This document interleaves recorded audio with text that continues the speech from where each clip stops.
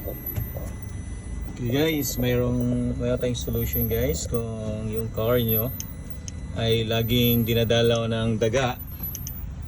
Ayan, meron tayong pwedeng ikabit pagpaalis ng daga. Ayan, dalawa yan kasi itong sasakyan na to ay laging binibisita ng daga. Hyundai Creta 2004 model. Ayan, so meron tayong dinalagay na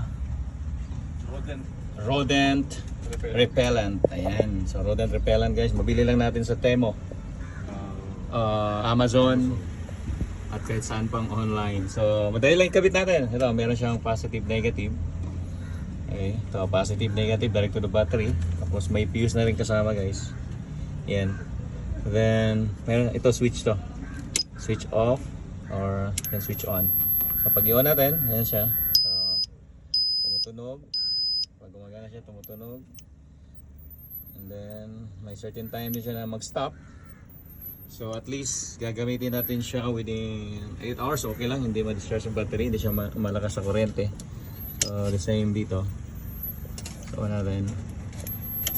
Yan guys. So ito lang, positive negative na connection. May fuse na kasama.